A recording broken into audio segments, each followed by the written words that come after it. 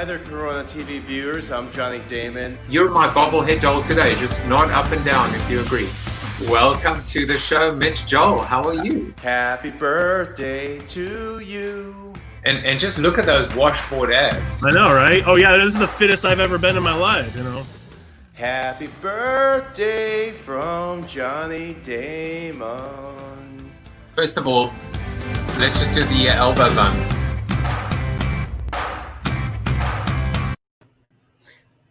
I am naked in front of you right now. Naked in the sense that behind me is this is reality. There is no smoke. There are no mirrors. There is some very poor, cheap lighting. But this is my green screen. And so instead of giving you a fake background, I wanted to give you the real background. Honestly, because I am so nervous of being critiqued and torn apart by Mark Bowden. Because I'm learning from him. He is my new best friend, although he doesn't quite know it yet. I've been watching his videos. I've been learning from him. I've been so inspired by him and all the meticulousness and the attention to detail and how to set yourself up and frame yourself and create the kind of image that we need to in this day and age, in this virtual environment, in this quarantined world that we're living in. So I told Mark that we were going to go off script a little bit. So we'll start off by the fact that I want to show you what my environment looks like. So now I'm showing you the opposite, and this is exactly what is very meta for me. Because okay, first of all, let's go back a second. First of all, I'm looking at Mark, you know, in the green room. And he's in the same environment as the videos that he's been creating, because why would he be anywhere else? So it's almost like seeing someone that I've been watching on video in real life, and it feels very Matrix, very Alice in Wonderland. And now you're looking at my screen. And there are a few things that I've done learning from Mark. Number one, you can see the little smiley face. So I've put the smiley face up next to the camera to remind me to smile, to remind me to be able to remember that there are people out there that might need that extra smile. So big smile to you today. The other thing is I lowered, I've raised my laptop from the beginning because people were looking up my nostrils and they weren't happy with what they saw.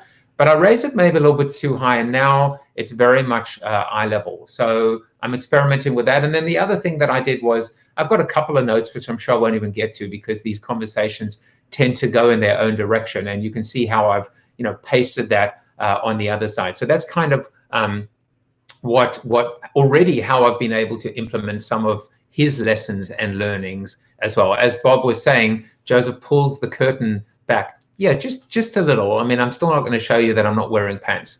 Hi to Joey Dumont and Steve Garfield. Steve started early this morning already with helpful tips and advice and support. He told me to update my Twitter profile, and I already did. So thank you, Steve. You know how much I appreciate you. As always, if you do appreciate me, I can see that this is making a difference. Every time you like, every time you comment, every time you share, and of course subscribing, I can see how views are starting to increase, and that makes me happy. Look, I'm going to continue doing this, as I've told you, no matter what. But it makes me happy because I want to get this message in front of more people, because I think more people can learn. I'm learning so much. I almost feel like it's selfish to hoard these incredible speakers and authors and thought leaders and experts and just good people in the world. So please continue to share the love and pay it forward. So today, Mark is going to join the beautiful tapestry of smiles. I'm sure I will find, it's funny how YouTube always gives me 3 thumbnails, and it always seems to find a thumbnail where we're smiling. Maybe that's a little bit of AI, or what's the word called? It's not visual. It's a word that Google uses. It will come to me in a moment, where they're actually identifying based on the visual, based on an image, etc. I used to remember what it was, but they always seem to find the moment when my guest and myself are most engaged, and I love that. Today is June 4th, and it is National Safe Day. What is National Safe Day? it's all about securing all firearms in the home. That's S. Ask the question about unsecured firearms in the home your child visits. That's A. Frequently talk to your children about the dangers of firearms. That's F. And E. Educate and empower others to be safe as well. We have so many viruses going on right now. We have so many pandemics, whether it's, obesity, which has been a problem, something that I'm very much concerned about, leading up, of course, to COVID-19, all of these racial tensions and this striving in this country right now to be able to deal with police brutality, and to be able to create some justice. As I heard the other day, justice is a verb, not a noun. But we also cannot forget about the virus and the pandemic of gun abuse, and why gun control is so important now more than ever. A few happy birthdays. Happy birthday to all of my Facebook friends out there, in particular Michelle Stearns, who you see in the image when we were allowed to go to beaches. I think we can go to beaches again. I'm not really sure.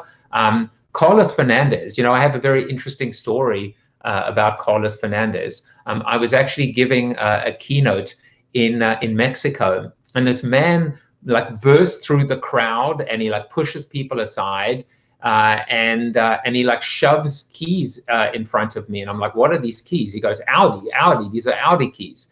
And I said, oh, well, I have an Audi too. And I took out my keys, and he said, yeah, I know you do. I mean, I was listening to your podcast. He said, I'm the general manager of Audi in Mexico, and I love your stuff, and I've read all your books. And we actually ended up doing some business together, and I ended up going to Puebla and having mule and visiting the pyramids, something that I never thought that I would ever do in my lifetime. And so that was my little experience with Carlos Fernandez. Happy birthday, of course, to all my LinkedIn friends over there. Much more today than Facebook. And just a reminder, guys, if you are down, if you're feeling a little isolated or alone, you don't need to be, because we are truly all connected to one another. Which brings us to the seated soliloquy. And as you know, in recent times, what I've done is I've decided to actually to use something connected in some way, shape, or form to my guest. And so this is connected to the idea of body language, and connected to the idea of non-verbal communication, and of course connected to Mr. Mark Bowden. They say a picture's worth 1,000 words. Well, that may be true, but what about your picture, the picture you put out to the world? In yesterday's soliloquy, I spoke about the power of words. Last week, I talked about embracing the silence. Now I wonder what is not being said when nothing is being said, or put differently, what is being said when nothing is being said. Management guru Peter Drucker once said, the most important thing in communication is hearing what isn't said. Now, I've spoken at length to you about the catch-22 of life and leadership.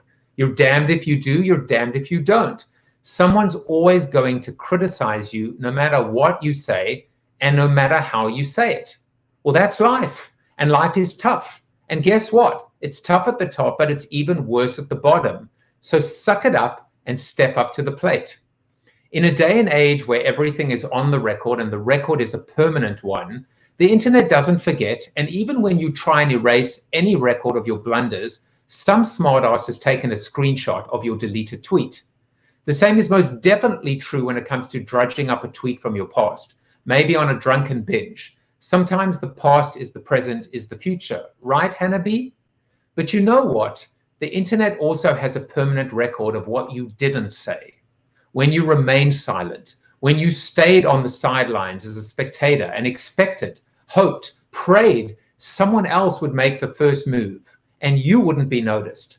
But you were noticed, weren't you? You are noticed. You're being noticed right now. The eyes of the world are watching. They're listening to your words. They're watching your body language. They're feeling your emotions, or in some cases, the lack thereof. And in an age of social media, that is worth a lot more than 1,000 words. maybe even 10,000 words, maybe even 100,000 words. Just something to think about. Well, now it gives me great pleasure to bring on my guest. Mark Bowden has been voted the #1 body language professional in the world for 2 years running. So yes, now is the time to sit up straight. And yes, even if you are sitting at home, even without pants on.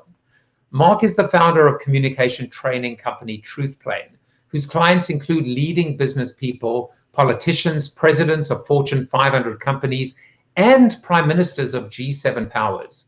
His highly acclaimed TEDx talk has reached millions of people, and he's regularly called upon by media to comment on body language around elections and debates. If only we were having an election here to talk about.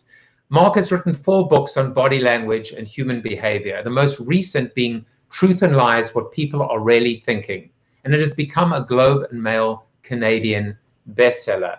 Please join me in welcoming Mr. Mark Bowden. Hey there, Joseph. Thanks for having me. Great to be here. Great soliloquy, by the way. Really enjoyed what you were saying there. Thank you so much. Now, I told you that there were going to be a couple of little surprises or things that were off script. So let's just see if this works. I actually am now being intimidated by my green screen. So I'm actually going to change my location. And let's see if that works. You've joined me here. What do you think about that? It's great. It's great. Look at that. Yeah, I'm gonna shift my vision so I can see you even better. That's really odd, isn't it? It's really kind of, yeah. Well, or we could just do that, right? Yeah. Well, here I am where I live. There you were where I live. It's weird. It's weird. I think there's a word for it, and I think the word is stalker. And stalker. I think yeah. And I think the remedy. The odd person, the remedy is a restraining order. I don't know. Can you get a virtual restraining order? Well, we're going to find out, aren't we? Yeah, let's see if that's possible. Or maybe, actually, I don't want a restraining order. I just want to charge you rent. That's all. Yeah, you can. Rent. So this is you've already monetized this appearance, is what you're trying to say. Absolutely. My invoice is coming through to you right now. Yeah, checks in the mail, right? Yeah, exactly. That's my response. So, you know, Mark, I think, I don't know how, I think I discovered you through one of our Facebook groups, whether it was Write and Rant or Speak and Spill. And I was so enamored by one video in particular, which is the what the Dutch masters can teach us. And I have a little clip here, which I want to play for people, just a tiny little clip. Light. So the Dutch masters like to bring the outside light inside. They will use internal lights as well, but I'll show you how in a moment. So I've got the window in front of me. You can see it reflecting in my glasses just there. But I've set the camera at a height whereby my eyes should level out and you won't get that reflection too much. So you get some nice daylight. There is no other light going on here apart from daylight. And that light back there, which is what we call it's an actual light. And the reason for that actual light is because it signifies illumination. So you go, oh, look, nice, a warm light in the background. Very nice. The Dutch masters love to do that kind of thing.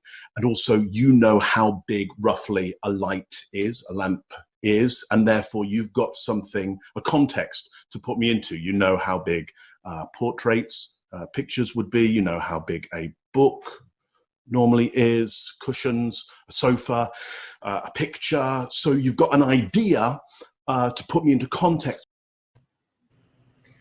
So now it just got even more meta, right? Now you were watching me, watching you, watching me, watching you, right, in a pre-recorded live.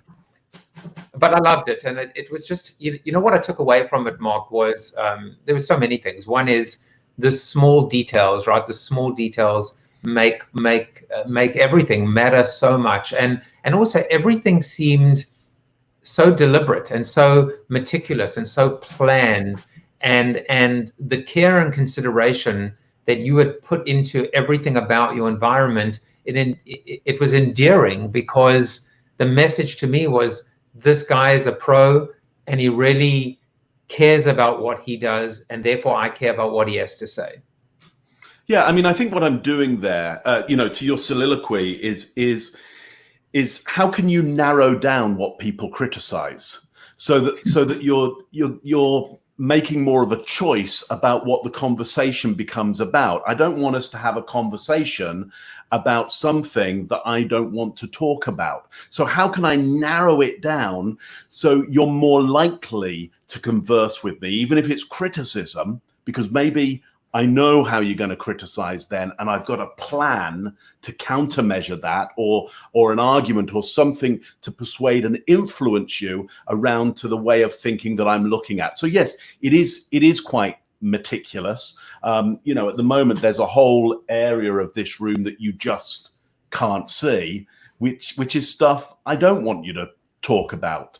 Not that. And recently, actually, I got a wider lens on my camera, so I introduced some new elements to the set here. Again, they're very clearly chosen. And of course, I'm now looking to see. Wait, yeah, exactly. Well, what do you see there? I don't see my book, or maybe it is there. I don't know. I don't know. The narcissist in me is. I see colors. Let's go back to it. I see some order in terms of I'm looking at colors, I'm looking at shapes, I'm looking at whether they're ascending or descending. What should I be seeing? Did I follow? Oh, well, I mean, if you had if with enough detail, you'd be able to see what the books are, or at any point I can reach one of the books and tell you about them, and tell you what's important about them, and tell you what's influenced me about them. So there's kind of talking points, everywhere. Everything is specifically chosen. Everything has potentially a meaning that I might want to talk about rather than And now I feel I'm live on one of your videos. But you know what? It's great, and you have your style. It's not just the visual and the non-verbal props. It's also your body language. It's your gestures. It's how animated, and you're not very uniform. It's almost like and I mean this only as a compliment. It's like erratic, which is good because it's not predictable. So it keeps me alert and it keeps me engaged. Absolutely. So a lot of the time I'm doing what we'd call pattern interrupts. So there's certain patterns you would expect from me or somebody like me. You go, okay, we've got a body language expert on here. Okay, so we're expecting a certain regiment of patterns. Well, I might give you some of that, and then I'll break up those patterns. So your brain goes, hang on, I didn't expect that. That's not what I expected. Some of the gestures I've got anchor you into a way of thinking. I'm not doing a great deal by mistake. Even the stuff that you might go, well, I think that's him and that's very, very natural. Yet absolutely is, but I'm choosing to be really natural at those points. For example, I'll often lean on my desk like this and put my hand in front of my face. And, if you go on YouTube, you'll have 1,000,001 body language experts who'll go, well, that's probably not a good thing. Well, I'm doing it on purpose.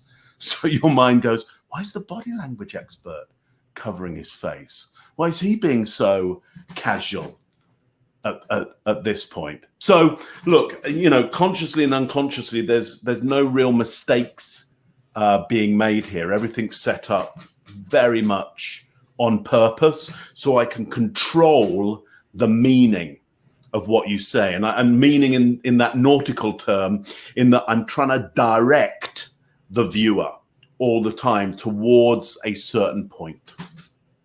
Yeah, it's so enjoyable to watch because it is in part a performance, and it should be.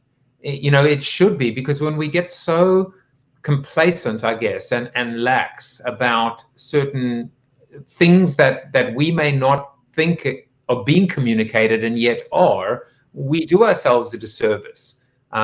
It's funny. I've I've been deliberate about the following, which is there's no gel in my hair. I've got this ragtag beard with this disgusting graying white stuff, and apparently my beard is reddish.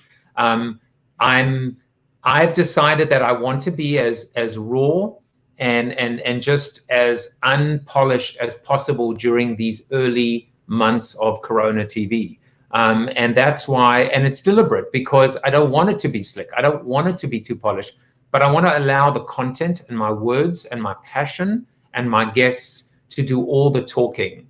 And I don't know whether that's a bad thing. You might say that that's a mistake, right? Which is, but if you're distracting. If you put on a tie, if you put on a jacket, if you shaved, that would be better. But that was a decision that I took, with a very, very deliberate purpose, I would say. Well, I think, ultimately your audience and the market and a whole bunch of other factors will decide whether you've made the right choices or not. Okay. Yeah. However, once they decide, you've either got great viewing figures or great feedback or whatever metric you're looking for in return. It's either going to be positive in that metric or negative in that metric. But ultimately, you'll be able to go back and go, well, what choices did I make? Because unless you know the clear choices that you make, you don't know how you might be getting those results that you wanted or didn't want. So I always say there's no bad behavior, just results that you wanted or didn't want. And so then you look at the results and you go, is that what I was after? And then you go and look at your behavior and you go, is there something about my chosen behavior that I could, amp up or turn down or make another choice so that I might get closer to the results that I want? Now, for me, I wear exactly what you would see me in if I was doing a keynote with you or I'd come to consult with you. And that's some clear choices that I make. And the reason I make that choice is because I can make that choice. What I wear is one of the things that I have a lot of control over at the moment, whereas I only have a certain amount of control around this room. I mean, I'm controlling it about as much as I can, essentially, so that it still functions within the family that I have and the environment that this also serves as, because it's kind of dual purpose. Mm-hmm. I can't decide if there's light coming through the window or not, because sometimes the sun disappears behind the earth, or that's not particularly accurate around what happens around the earth and the sun, but my side of the planet revolves to a different aspect to the sun, and so it goes dark essentially. So I'm using what I can of the sunlight right now, but I don't have full control over the sun. I don't have those kind of deity powers right now. Maybe in the future, who knows what will happen for me. But it's interesting, you brought up the word control, and obviously it's a good kind of control, because the world is out of control and we have spun out of control as well. And so there's that. I'll come back to that in 1 second, but there's another thing that struck me as you were talking, which is self-awareness. It's so important to be at least deliberate about your self-awareness, that everyone communicates, and be present and be cognizant of the context surrounding the environment. David Meerman Scott spent time, and so many of my guests have spent time to talk about, there's actually something really cool about this moment. We are about 4 feet away from each other, or maybe closer right now, and so is everybody else watching. And that is very different to being in a room with 1,000 people.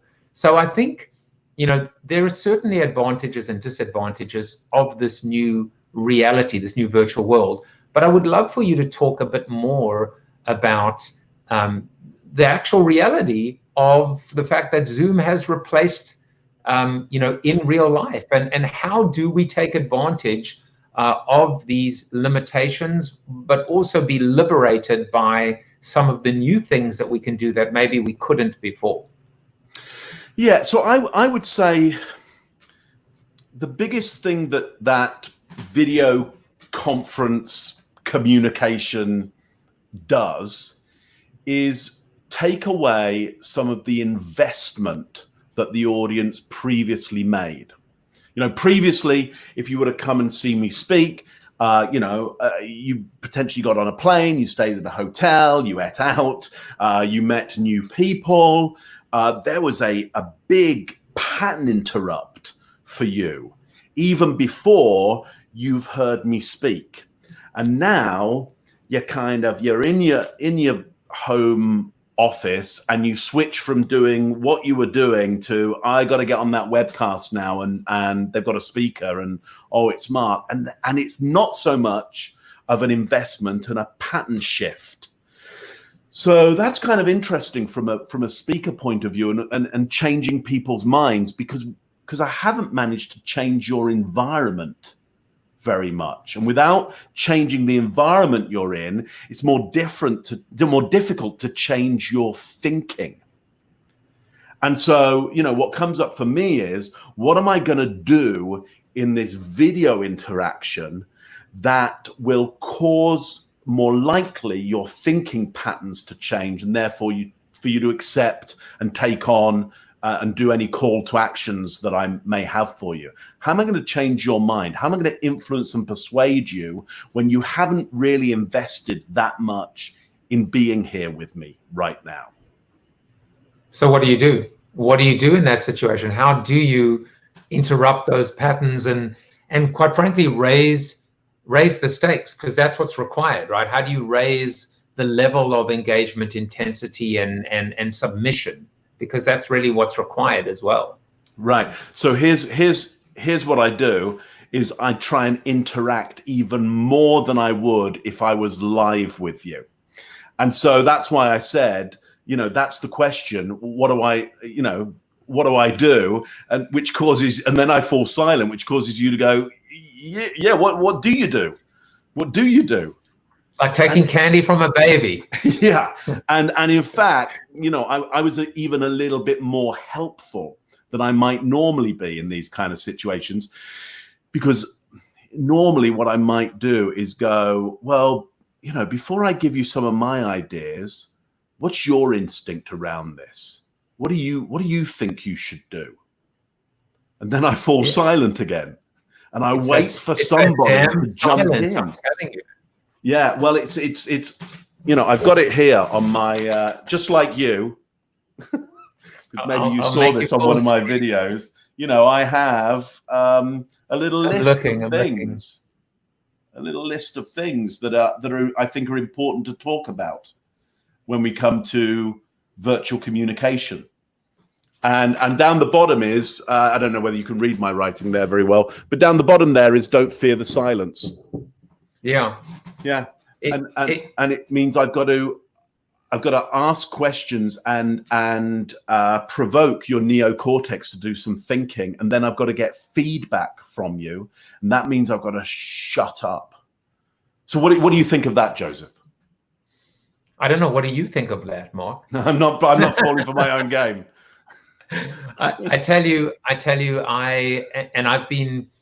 tried to be as raw and naked as possible with my audience. And one of the things that I've suffered from my whole life has been the chronic case of verbal diarrhea. And so to be an interviewer, to come off my pedestal, my high horse of being a keynote speaker, and realize this show is not about me anymore, and has required me to be a better listener and a more active listener. And it's a work in progress. And one of the biggest learnings has been liberating for me is this idea of embrace and respect the silence, and not be so insecure when there is silence to have to keep talking or to jump in. So that's what I think about it. I think that this has been a tremendous journey and a learning curve, and obviously in my capacity as an interviewer, but it's bigger than that, because I'm not just here as an interviewer. The two of us are having a conversation right now. So the best service I can provide for you and for me is at the most to be an equal, and preferably to embrace those silent pauses as well, and not have to come up with the answers. Yeah, I think that's really good. And so what I'm trying to do when I'm doing kind of keynoting or public speaking or whatever you want to call it, virtual event speaking, is I'm trying to find way more moments to allow the audience to do exactly what you did there, which was tell me what you're thinking. And it's much easier for me in some ways, energy-wise, to listen to what others have to say and respond to that. And it's much better for the audience. They enjoy it so much more. The more the audience is talking, the more they like it. And I think to your point there, which I think was most key, is that idea of evening out the status and the expertise so that we can all be experts in this together. I just have an expert view from somewhere really, really specific that may be interesting and may augment and bring some value to what you're saying, what the audience is saying. But the key is, as the speaker, is to speak a lot less and try and hand over in some way to the audience more. So I guess, you know, some people might be thinking out there, well, you know, if you've got 1,000 people on a call, you know, how do you do that? Well, I would use somebody just like you as an avatar to the audience and say something like this. So from what you just heard, you know, what makes most sense to you or seems most valuable to you, or any questions that are already coming up around that? So maybe it could be good old Bob, who said, I love the nuggets of actionable ideas I get from the show. We could ask him right now, well, which ones in particular, or can you expand on that? Even in an environment where we're doing a live show, but you know, we wouldn't be doing a live show if we didn't want to interact with our audience. Well, that's so true. That's so true. And Bob, if you've got those thoughts, I'm just going to cover a bit. But if you have those thoughts, you know, what has been most useful for you so far about, you know, any of the stuff that Joseph has been doing, you know, give us some more. But I you know, do want to say I was busy like typing quickly. He's like, we hope so. We hope he's doing something. But yeah, it is about you being an avatar to the audience and supporting them and pushing back on the expert as well and going, look, you know, give us the real stuff that really helps us. It's the more we can hear from the side of the audience, the better, I would say. Let's see if Bob's come back with anything. Yeah, so while he's doing that, I'll go to one of my little I should have actually adjusted to it before. Yep, this was good, good Phil. He said, one idea that resonated was accepting the silence and not having to have all the answers. Yeah, really, really key. As experts in well, so, you know, as an expert in my field, I easily get triggered into being an expert. I easily get triggered into knowing all about everything. And believe me, I have an answer for everything. It's my job to have an answer to everything. But it's unfortunate because it often means that I'm not really listening to the right question or getting the right questions or even seeing what answers you have.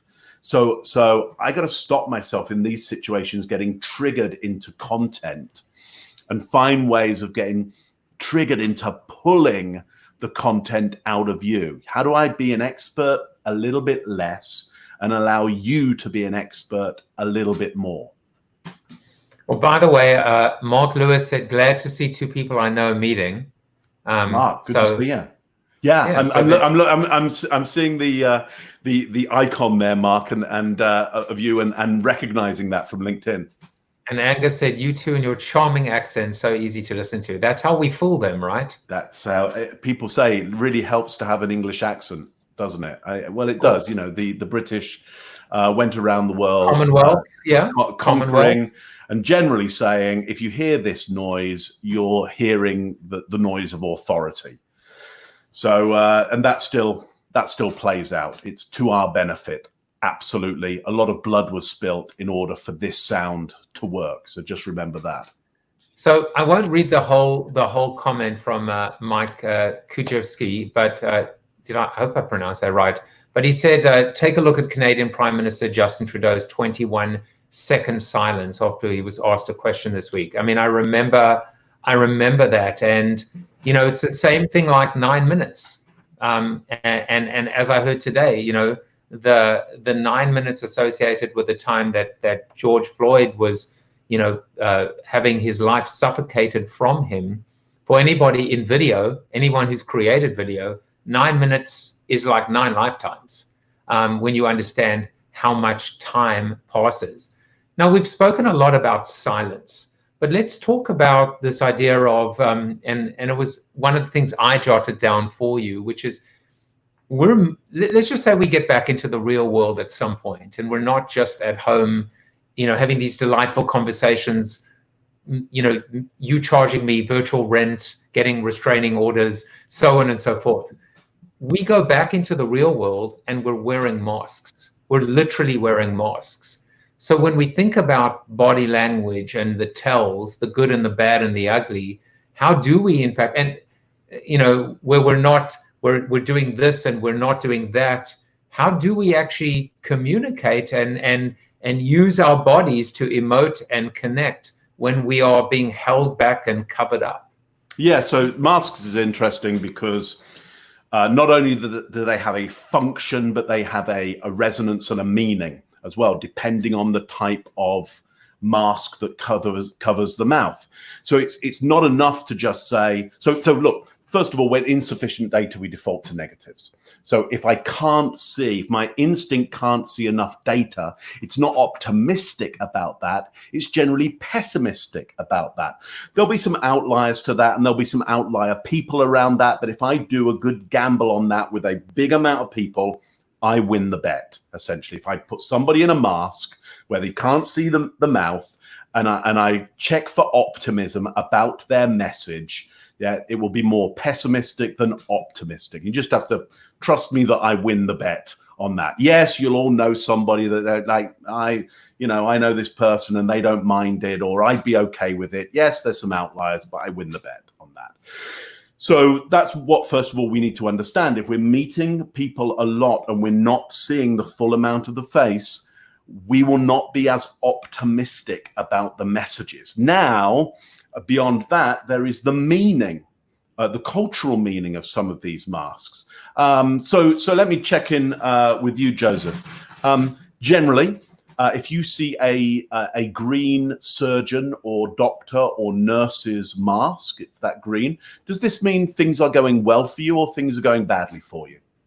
Well, that's a very interesting question, because I would probably say I would probably opt a little bit towards the positive, because I would anticipate that they were an expert and I was in good hands. Good. So you're optimistic that you're in good hands. Good hands about what? Good hands that if they were to take care of me, or they were taking care of someone that I cared about, that they would be in good hands. Okay, but why do you need to worry about having good care taken about you? What's up? Because, yeah, I mean, COVID is up, and these are, but I guess now my mind is going to something's wrong if you see someone in a green mask. Absolutely. Your cultural programming says if you see somebody in a surgeon's mask, this is not good. This is not a good thing. Yeah, and we've got years and years of cultural training around this. Let me show you another one.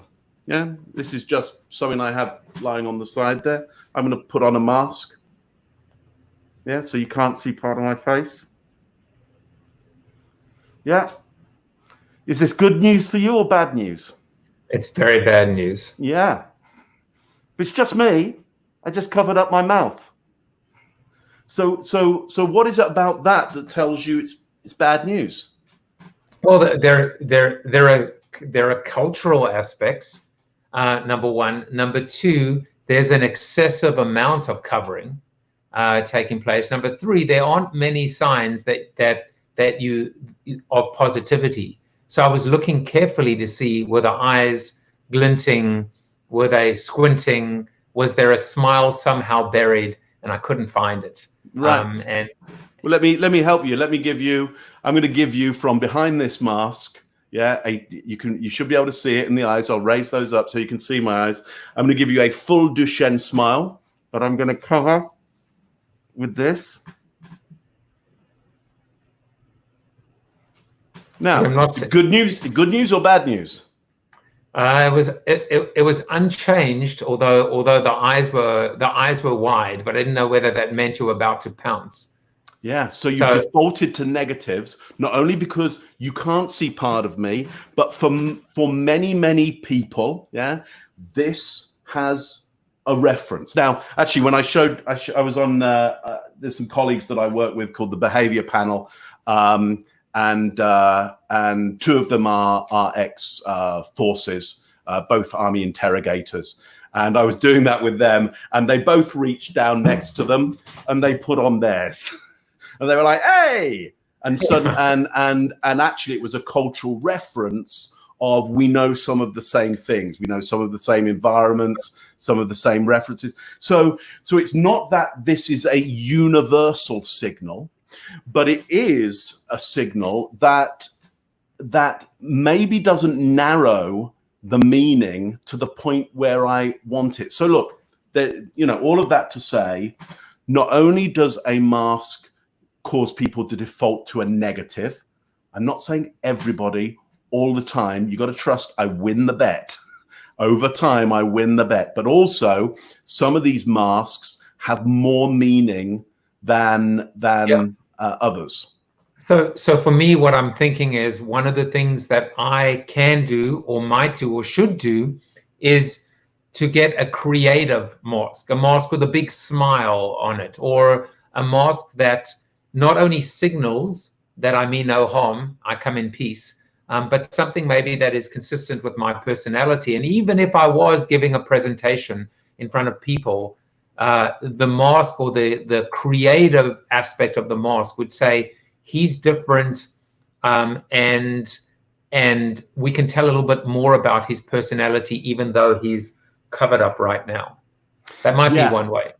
Yeah, that's one way to look at it. You might want to take down your mask when you are enough of a distance away, so that because the Duchenne smile, for example, can be seen from a distance, from these areas here. That can be seen from a distance, and the darkness in the eyes can be seen from a distance. So if I'm distant enough away, I can take that down, let you see that, show you an open hand. That's a universal signal. No tools, no weapons, nothing in my hands. And then as I approach, pull that mask up, which shows you I'm here to care for you. I care about me. I'm now I've become closer to you. I'm going to stop any chance of infection from around that area. So I want to just, there's so many things that I want to talk to you about. And I know, like, one of the good news or good things is that we're going to do a little bit of talking in the Zoom after show. I can't imagine we're not going to get a few new faces, because you're going to give a URL out where people can actually get some free training for body language for leaders, which is awesome. And all you guys have to do is go to bit.ly/CoronaTV after show, and that is all lowercase. I've two questions, really one question and a curiosity. The question is, I have 3 kids. I have a freshman at college, and then I have, in 2020 terms, a 17 and a 13-year-old, 2 boys, 1 girl. What I've noticed today is that communication, verbal or well, basically it's all non-verbal, because they don't talk. They talk in 1-syllable grunts. Their eyes are looking down on the phone the whole time. I wonder what lessons you can share and insights regarding this new generation in terms of how they communicate or don't communicate, and how we can maybe better extract that engagement from them that just seems to be, missing and absent. Yeah. So let me throw it back at you. My guess is, Joseph, when you were a kid, you didn't have, this device. I did not. Yeah. So how did you avoid your parents? Probably kept my door closed. Yeah. Yeah. It's like there's no new behavior. I might be watching. Be careful. Just be careful. Look, I was the same. I was the same. I was, I was doing stuff in order to try and find out, who am I, which needs a certain departure from your parents at a certain age to try and work, because essentially you've spent your body has spent, and mine have spent most of its time mirroring your parents, or your primary caregivers, whoever is supporting you the most. You've been copying them, and there comes a point where the brain goes, okay, in order to get something new, in order to innovate, in order to see where we can gain some advantage, we're going to have to find and experiment with some new behaviors. So we can't hang around that. We've got to hang around new people, different people. Yeah. There is this has not changed anything about behaviors. It's just a new tool in order to play out all the usual behaviors. Yeah. Quite frankly, I'm on this more than my kids are. Yeah. If I complain at them, really, I'm just looking in a mirror, and it's a fairground mirror, because actually I'm just seeing a distortion of me, and the distortion has minimized what I'm doing. I'm on that more than my kids are. They're one is a teenager and the other is getting close. But this is just why I think the world of you in this brief period of time that I've been privileged enough to get to know you, which is in your answer, 2 synapses fired off, and here were my takeaways. Number one, which is, maybe put the onus on you as the communicator to be engaging enough, compelling enough that they look up. Mm-hmm. So and number 2, which is connected to that, is instead of berating or admonishing or being the parent and saying, take your head out the phone, recognize that they're processing and they're communicating, they're doing it in their way. And this is in addition to everything you said, which is kind of like, and therefore it's circuitous in terms of, so be even more compelling or more succinct, or play their game, or meet them, or play the game on their playing field and see what happens. Yeah, that's what I took away from what you said. So my son's 14, and he's in his device and a whole bunch of other stuff as well. And I'm not too bothered about any of it. But obviously, as a parent, I want to be able to talk to him. So here's what I've been doing, and this may work for others or not, but I'll just tell you what I've been doing. I've been saying, you know what, I got to go out for a walk, because I got to get moving. I got to get some exercise. Would you help me? Please come with me. Please come and walk with me. Yeah. So I ask for help from my son, and I say, please. Yeah. And I go out and we walk, and I'm not on this, and because I'm not on that, he's not on that. And we're walking and we talk, and we don't talk. And sometimes we're very, very silent, and sometimes we talk a lot. But ultimately, I'm not trying to connect with him or have conversations in the environment that we're both used to being on this, for all kinds of good and not so good reasons. Okay. I try and shift us both to a different environment. Don't try and get behaviors out of people in the environments that they're not used to doing those behaviors. Yeah, and it brings us back to silence, which truly is golden, but not for the reasons that our parents said.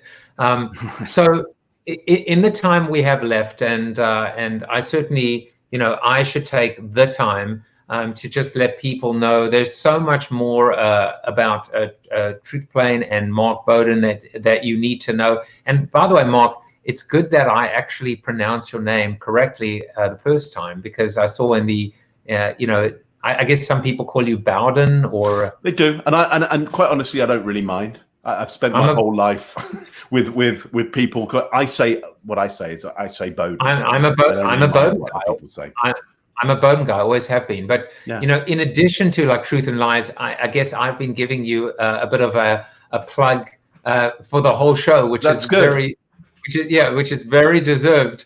I wanted to just spend the time we had left, and then I'll give you the last few words. I'm curious. It's hard not to look at our leaders right now. It's hard not to look at Biden in the basement, coming out of the basement. Trump in front of the church. It's just hard not to look at them right now and infer, what are they thinking, what do they mean? And for you, it must be easy, because I have a feeling that you can see certain things. You're like Superman. I guess those are X-ray glasses. You can see things that I can't. I would just love for you to share maybe one or two things about, the US election's a pretty big deal globally. We got Trump, we got Biden. What are we seeing? What aren't we seeing from these two leaders right now that might be something that we didn't quite expect or see? Yeah, so I would say, gosh, there's a lot to unpack there. So I'm going to do this. I'm going to kind of answer your question and not kind of answer it. Get yourself over to the behavior panel, thebehaviorpanel.com, which is a group that I'm part of it. There's 4 of us. We would rank ourselves as 4 of the best experts in the world on human behavior, body language, and interrogation. So we got 2 ex-military interrogators. We have somebody there who trains forces and police in interrogation. That's lovely. Thank you for putting that up. And myself. And we've done some analysis of Biden. Today, Trump went out in terms of the speech that he just did in the Rose Garden. Take a look at those, because it's just now, because we're going into an election. I don't want to minimize the information that I could give you, and I want you to get a rounder view of all the information out there. I think our panel does a great job of looking at those characters, and we'll continue to do that. Yeah. So if you really want to know about that, go to that URL. I will, and I will be doing that. I certainly, whenever you want to come back, you can. The door is open. Now, why do I say the door is open? Because it's your door. It's my door. So you've got the key. So anytime you want to come back, just my wife wakes up and goes, "Who's this man in the bed?" I go, "Well, it's his house." You know what I mean? But you can obviously go to truthplain.com to find out more about Mark and his company, and join those G7 leaders. It's very, very, very impressive, some of the work you've done, and it's just been a real pleasure for you to be on the show. Final 2 quick questions. One is, I'm trying to do this now to kind of keep, spread the love and pay it forward. Is there a guest that you would recommend to come on the show? And if so, would you be so kind as to make that introduction? Yeah, here's what I'm going to do. I've got one of the behavior panels, Scott Rouse, who was really instigated putting us together. I'm going to suggest Scott, really great guy. Awesome. Wow. Yeah, and so I'll connect you with Scott. He'll be an incredible person to have. That's all. That's awesome. I can't wait. And then the final thing is advice for people at home. You've given them so much insight today in terms of how they present themselves, how they communicate. But there's still that mental anguish, and there's still the difficulty of people that have lost their jobs or are struggling to reinvent themselves. What advice would you give them? I would say this. I would suggest it's a forgiving world out there at the moment. Everybody's in a very similar sea, in different boats with different captains. Absolutely. Some of us are in stormier parts, but the sea is pretty rough out there for us all, and therefore it's pretty forgiving. And so be just that little bit more brave. I'm not going to tell you to be confident, because you can't tell anybody to be confident, but be that little bit more brave about stepping out there and pushing yourself forward and who you are, because I think you'll meet a lot of acceptance and forgiveness and openness out there right now. There's a lot of opportunity to start something new with new people right now. Beautiful words. And, Bob, I think the final word will be yours today. You said another great show. I'm going to have to watch again. The funny thing is that whilst I'm trying to be that better active listener, Mark, pressing the buttons and the gadgets and the full screen, And I sometimes feel like I've missed out on some of these insights. This is a show 1000% I will go back and watch again and learn from. And I just want to thank you for being so gracious with your time today. And you and I are going to head over to the Zoom after show for a little bit. Yeah. Well, thank you. So if you've enjoyed this, come and join us. And I've got that URL for free training, and it really is free training. I'm not selling you anything. It's just a hook to get you with us some more. That's all. Well, that's awesome. Well, thank you again, Mark. Yeah, that was Mark Bowden. As you can see, I'm in his apartment, but I am going to get out of it. I'm going to get back into the Zoom room.